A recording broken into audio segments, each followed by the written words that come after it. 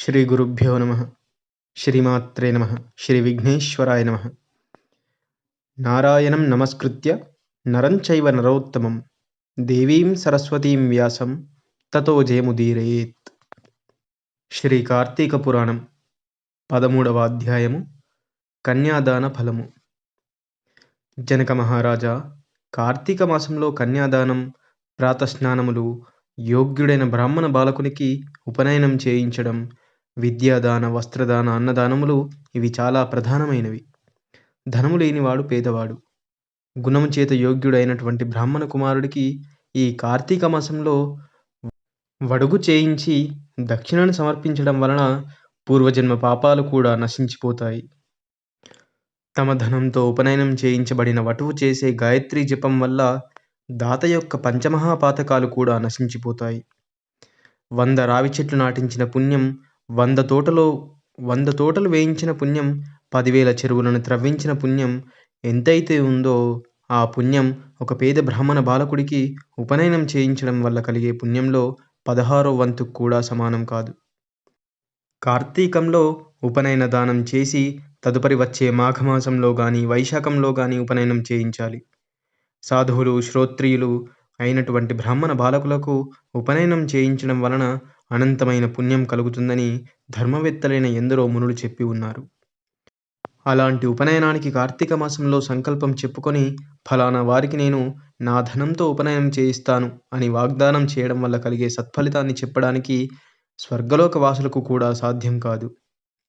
ఇతరుల డబ్బుతో చేసే తీర్థయాత్రలు, దేవ బ్రాహ్మణ సమారాధనలు, వీటి వలన కలిగే పుణ్యం ఆ ధనదాతలకే చెందుతున్నదని వేదవాక్కు.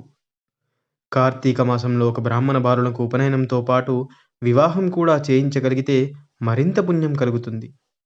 కార్తీక మాసంలో కన్యాదానం ఆచరించిన వాడు స్వయంగా తాను తరించడమే కాకుండా తన యొక్క పితృలందరికీ బ్రహ్మలోక ప్రాప్తిని కలిగించిన వాడవుతాడు. దీనికి నిదర్శనంగా మరొక ఇతిహాసం చెబుతాను. సువీరుడు వృత్తాంతం. ద్వాపర యుగంలో వంగదేశంలో పరమ దుర్మార్గుడైన సువీరుడనే రాజు ఉండేవాడు. అతనికి మహా అందగత్తైనటువంటి భార్య ఉండేది. దైవయోగం వలన సువీరుడు దాయాదుల చేత ఓడింపబడిన వాడై రాజ్యభ్రష్టుడై అర్ధాంగితో సహా అడవిలోకి పారిపోయాడు. కందమూలాదులతో కాలం గడపసాగాడు. ఇదిలా ఉండగా అతని భార్య గర్భవతి అయింది. నర్మదా నదీ తీరంలో రాజు నిర్మించిన పర్ణశాలలో మహారాణి అందమైన కుమార్తెను ప్రసవించింది. సర్వ సంపదలు శత్రువుల వశమవ్వడం, తాను అడవుల పాడవడం, కందమూలాలను తింటూ కాలాన్ని భారంగా గడుపుతున్న ఈ తరుణంలో కడుపు పండి సంతానం కలగడం, పోషణకు చిల్లి గవ్వైనా లేకపోవడం, దుర్భర దారిద్ర్యం అనుభవించడం పదే పదే తలుచుకుంటూ తమ పూర్వజన్మ పాపాలని నిందించుకుంటూ ఎంతో కష్టం మీద ఆ ఆడపిల్లని పెంచుకోసాగారు సువీర దంపతులు. కాలక్రమంలో సువీరుడు కూతురు పెరిగి పెద్దదయింది. సహజ లావణ్య సౌందర్యంతో చూడుముచ్చటగా అందంగా పెరిగి 8 ఏళ్లకే మనోహర సుందరిలా ఉన్న కూతురిని చూసి మోహితుడై ఆ బాలికని తనకిచ్చి వివాహం చేయవలసిందిగా సువీరుడిని కోరాడు ఒక మునికుమారుడు. రాజు కన్యాశుల్కాన్ని కోరగా ఇవ్వడానికి కొంత వ్యవధి అడిగాడు మునికుమారుడు. అందుకు సువీరుడు అంగీకరించడంతో మునికుమారుడు వెంటనే వెళ్ళి నర్మదా నదీ తీరంలో తపోనిష్ఠుడైనాడు. తత్ఫలితంగా అనూహ్య ధనరాశి లభించింది. ఆ ధనాన్ని తీసుకుని వచ్చి సువీరుడికి ఇచ్చాడు. ఆ ధనాన్ని చూసి సంతృప్తి చెందిన రాజు వెంటనే తన కూతురిని మునుకుమారునికిచ్చి కళ్యాణం జరిపించాడు. అనంతరం తన భర్తతో వెళ్ళిపోయింది ఆ బాలిక. రాజు తన భార్యతో సుఖభోగాలతో ఉండసాగాడు. తత్ఫలితంగా సువీరుడు భార్య తిరిగి గర్భవతి అయింది. ఈసారి కూడా అందమైన ఆడపిల్లని కన్నది. ఆ పిల్ల ద్వారా మరింత ధనాన్ని సంపాదించవచ్చునని భావించాడు రాజు. ఒకరోజు నర్మదా నది స్నానానికి వచ్చిన యతీశ్వరుడు అక్కడ ఉన్న పర్ణశాలని, సువీరుడిని, అతని భార్యని, కుమార్తెని చూసి, ఓయి, ఈ అరణ్యంలో సతీ సమేతంగా ఉన్న నీ వివరివి అని అడిగాడు.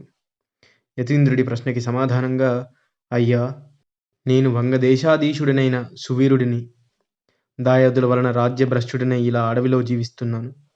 దరిద్రం కన్నా ఏడిపించేది ఇంకేమీ ఉండదని తమకు తెలిసినదే కదా. ప్రస్తుతం నేను ఆ విధంగా దుఃఖితుడనై ఈ అరణ్యంలో శరణాగతుడిగా బ్రతుకుతున్నాను. ఈ అరణ్యంలో తొలిచూలుగా నాకు కూతురు పుట్టింది. ఆమెనొక మునికుమారునికి విక్రయించి ఆ ధనంతో ప్రస్తుతానికి సుఖంగానే బ్రతుకుతున్నాను. ఈ పాప నా 2వ కూతురు. ఈమెను కూడా విక్రయించి వచ్చిన కన్యాశుల్కంతో జీవనాన్ని గడపాలనుకుంటున్నాను అన్నాడు సువీరుడు.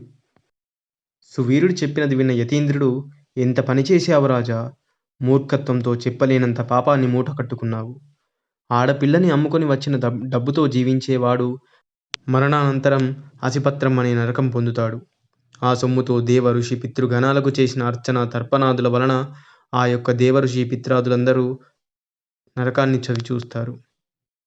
అంతేకాదు, కర్తకు జన్మజన్మకు పుత్ర సంతానం కలగకూడదని శపిస్తారు.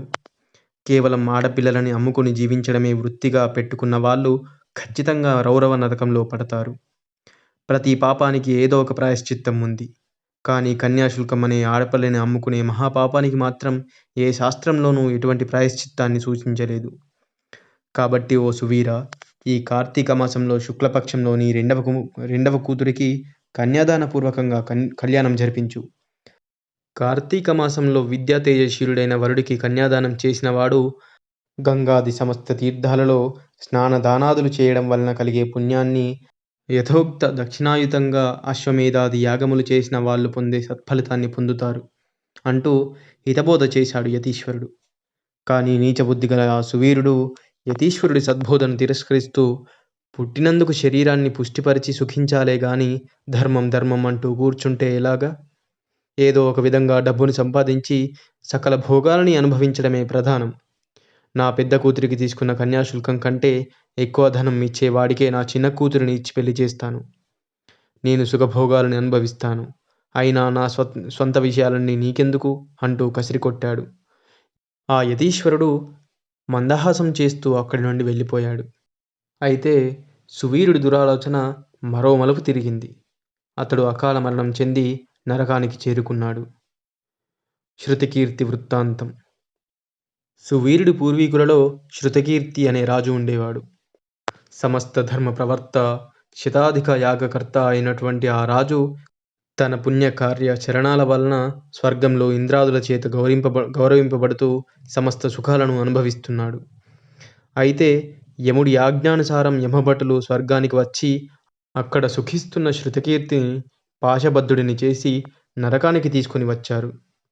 శృతకీర్తి యముడి ముందు నిలబడి, స్వర్గంలో ఉన్న నన్ను ఇక్కడికెందుకు రప్పించావు యమధర్మరాజా?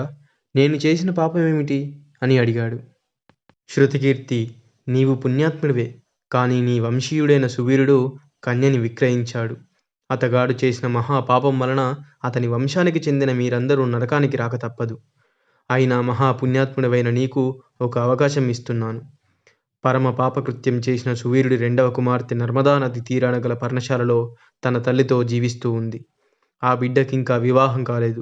కాబట్టి నీవు నా అనుగ్రహం వలన దేహివై అక్కడికి వెళ్ళి కార్తీక మాసంలో ఆ బాలికను యోగ్యుడైన వరుడికిచ్చి కన్యాదానం జరిపించు.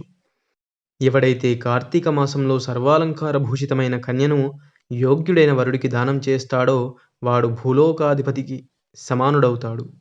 అలా కన్యాదానం చేయాలనే సంకల్పం ఉండి కూడా సంతానం లేనివాడు బ్రాహ్మణ కన్యాదానానికి గాని, కన్యాదానం అందుకోబోతున్న బ్రాహ్మణుడికి గాని ధన సహాయం చేసినట్లయితే ఆ దాత కన్యాదాత పొందే ఫలాన్ని పొందుతాడు. కాబట్టి ఓ శృతకీర్తి, నీవు వెంటనే భూలోకానికి వెళ్ళి సువీరుని రెండవ కూతురిని ఎవరైనా సద్బ్రాహ్మణులకు కన్యాదానం చేసినట్లయితే తద్వారా నువ్వు, నీ పూర్వీకులు, సువీరాదులు అందరూ నరకం నుండి విముక్తి పొందుతారు అని చెప్పాడు యముడు. యమధర్మరాజు అనుగ్రహం వలన మానవదేహం పొందిన శృతకీర్తి వెంటనే భూలోకంలో నర్మదా నది తీరానికి చేరుకున్నాడు. అక్కడ పర్ణశాలలో ఉన్న సువీరుడి భార్యని, కూతురిని చూసి ఆమెకు హితవు చెప్పాడు. సువీరుడి రెండవ కూతురిని సువర్ణాభరణ భూషితను చేసి శివప్రీతిగా శివార్పణమస్తు అనుకుంటూ ఒక బ్రాహ్మణునికి కన్యాదానం చేశాడు. ఆ పుణ్యఫలం వలన సువీరుడు నరకబాధ విముక్తుడై స్వర్గాన్ని చేరాడు. తరువాత శృతకీర్తి 10 మంది బ్రహ్మచారులకు కన్యామూల్యమును ధారబోయడం వలన వారి వారి పితృపితామహ వర్గాల వారందరూ స్వర్గాన్ని పొందారు. అనంతరం శృతకీర్తి కూడా యథాపూర్వకంగా స్వర్గం చేరి సుఖించాడు. కనుక కార్తీక మాసంలో కన్యాదానం చేసేవాడు సర్వ పాపాలను నశింపచేసుకుంటారనడంలో ఏమాత్రం సందేహం లేదు. కన్యామూల్యాన్ని చెల్లించలేని వారు వివాహార్థం కనీసం మాట సహాయం చేసినప్పటికీ అమితమైన పుణ్యాన్ని పొందుతారు. అని తెలిపాడు వశిష్ఠ మహర్షి. ఇది 13వ రోజు పారాయణ. సర్వం శ్రీ పరమేశ్వర దివ్యచరణారవిందార్పణమస్తు. స్వస్తి.